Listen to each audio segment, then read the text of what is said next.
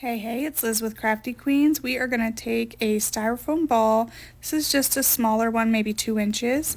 We're going to cover that in joint compound. It's pink when it goes on, but it does dry white. I tried to smooth out around the ball, and then I just took a baby wipe to clean off my palette knife, and I had tried to use a silicone spatula, and that did not work too well. But I wiped those off. Then I take this mini mason jar. These usually come from Dollar Tree with like the salt and pepper lids on them, and I painted it white. And then I tried to speed up the drying here on this. I did smudge mine. I just put that to the back and covered it up later, but just be careful when you're handling the joint compound before it's fully dry.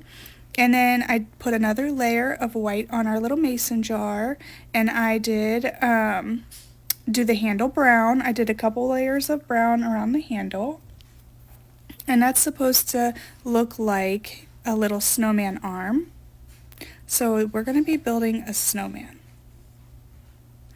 So then I get out 3 buttons. I couldn't decide if I wanted them all the same or not, but I got out 3 buttons. I sanded them lightly. I painted them with like this gray paint, and then added some Mod Podge and some sealer and just splotted some black paint on top.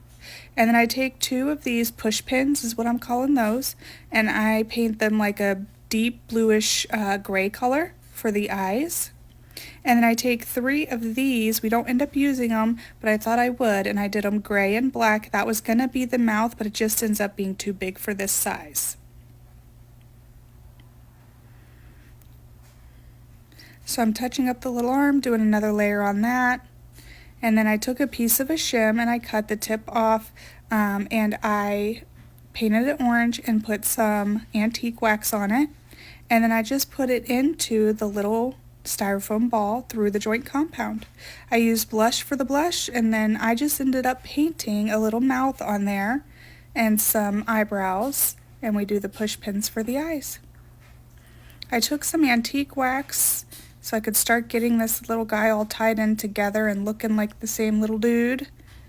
And then I used my buttons that I had cinnamon and paint on, put those on. I used Titebond Quick and Thick and hot glue for this project to get everything to hopefully stay in place really good. So I cut strips of fabric, and I used a couple strips for his scarf and a strip for his hat. And then I used creepy cloth for the little pom-pom on the end of his hat. I used creepy cloth as well for the brim of his hat. This little dude turns out so cute, you guys. I hope you enjoyed this video. Thank you so much for watching, and I hope to see you again soon. Bye.